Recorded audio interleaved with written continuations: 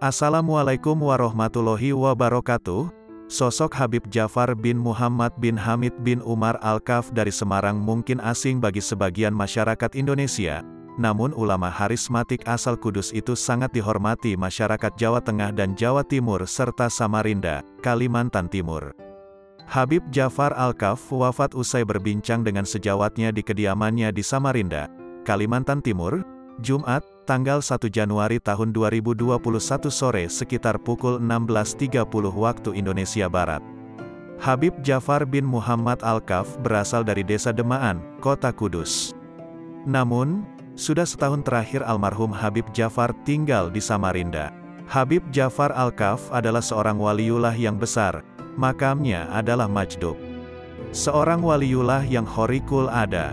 Habib Ja'far Al-Kaf Kudus, terkenal memiliki kebiasaan jazab, berbuat aneh.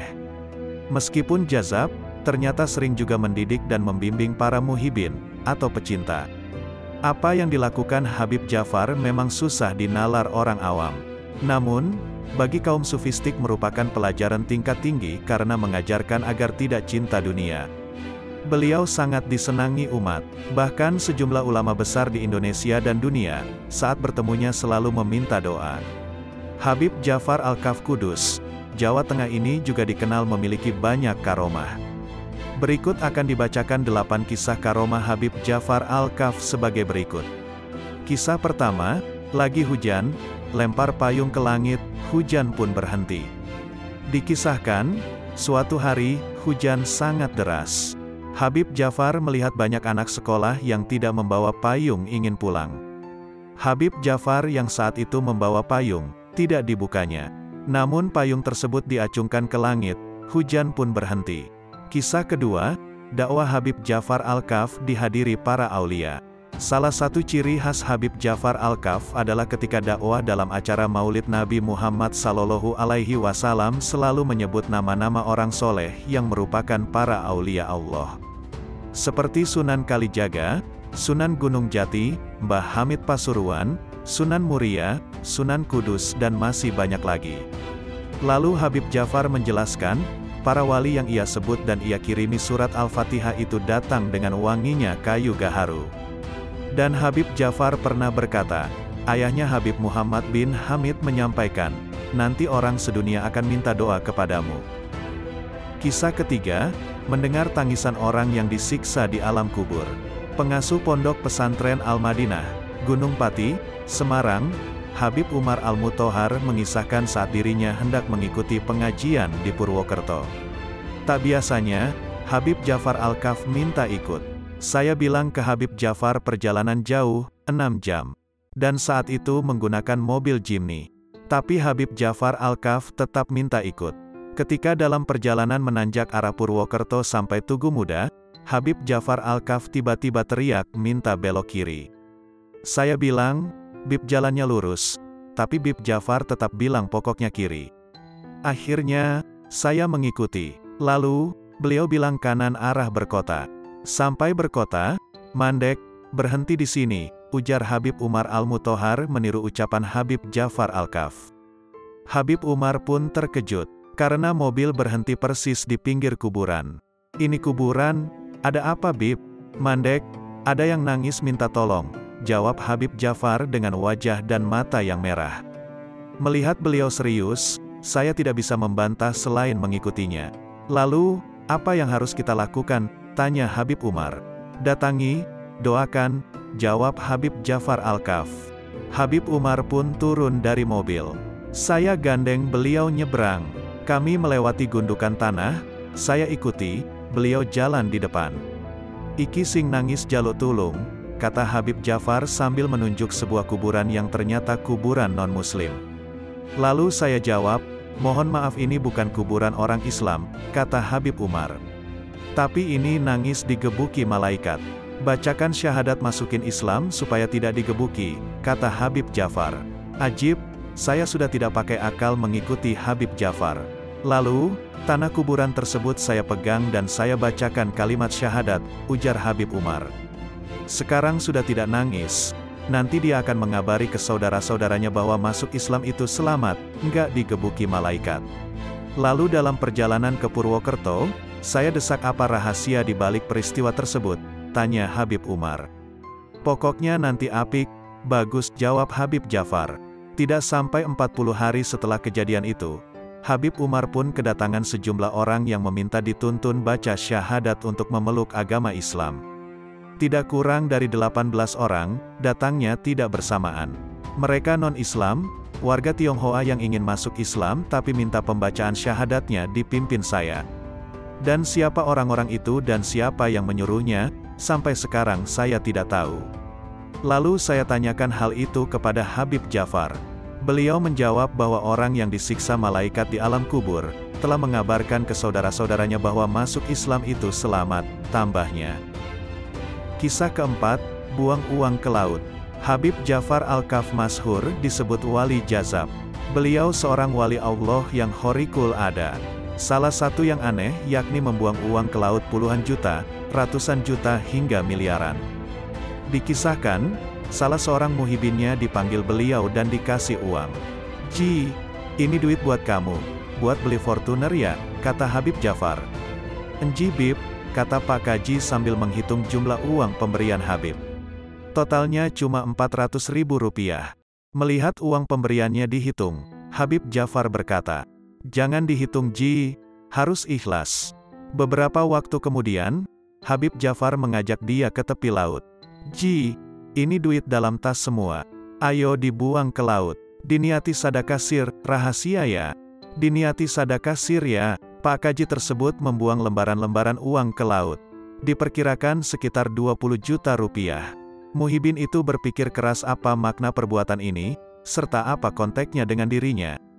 Apa yang dilakukan Habib Jafar sebenarnya ingin mengajari muhibinnya, supaya tidak cinta dunia. Dan beliau praktekkan sendiri di depan matanya, membuang uang berjuta-juta ke tengah laut. "Ji, jangan kedunian, cinta dunia. Duit itu bagi seorang yang mengerti, tidak ada nilainya." Kemudian saat akan pulang, Habib Jafar memanggilnya kembali. "Ji, kamu punya tanaman dalam pot di pojok rumah?" Pak Kaji menjawab, "Benar Bib, sampai rumah, cabutin ae," kata beliau. Pak Kaji langsung tercenung. Bukan heran, Habib Jafar bisa tahu dia punya tanaman. Karena beberapa waktu belakangan ini, dia sangat suka merawat tanaman tersebut. Harganya mahal, 7 juta rupiah. Dari situ, Habib Jafar memberikan pelajaran untuk membebaskan hati dari masalah kecintaan terhadap duniawi. Kisah kelima, isyaratkan Gus Dur jadi presiden dengan lagu Obi Mesah sungguh aneh tapi nyata. Ketua LBMP WNU DKI Jakarta dan anggota Komisi MUI Pusat, Mukti Ali Kusyairi mengisahkan, suatu hari semasa hidupnya, Gus Dur memasuki salah satu mal di Jakarta. Secara tidak sengaja, ada seseorang yang memanggilnya. Gus Dur." Gus Dur pun menoleh. Ternyata Habib Jafar Al-Kaf Kudus yang memanggil. Keduanya memang sahabat karib. Gus Dur langsung menghampirinya. Tiba-tiba saja Habib Jafar mengajak Gus Dur ke toko kaset. Karena tahu Gus Dur yang saat itu menjabat ketua PBNU suka musik. Saat itu, Orde Baru sedang di atas puncak kekuasaan dan kekuatannya. Sesampai di toko kaset, Habib Jafar memborong kaset Obi Mesah dan dihadiahkan kepada Gus Dur. "Ini Gus, kaset yang bagus sekali. Begini lagunya Gus, sungguh aneh tapi nyata, orang buta jadi presiden." Dengan suara lantang dan dinyanyikan berkali-kali oleh Habib Jafar, Gus Dur yang paham betul dengan sahabat karibnya itu, memilih tersenyum dan berterima kasih. Beberapa tahun kemudian, Pak Harto lengser ke Prabon. Orde Baru runtuh, reformasi meletus. Lagu Habib Jafar gubahan dari lagu Obi Mesah menjadi kenyataan. Gus Dur jadi Presiden Republik Indonesia. Kisah keenam, menyuruh Habib Umar menelan telur. Habib Umar kembali mengisahkan karomah Habib Jafar Al-Kaf. Salah satunya ketika ia disuruh menelan telur yang baru keluar dari induk ayam. Ternyata, itu isyarah agar Habib Umar menyelesaikan sebuah perkara dalam sebuah pernikahan antara seorang syarifah dengan pria yang mengaku Sayyid atau zuriyah Nabi, padahal bukan.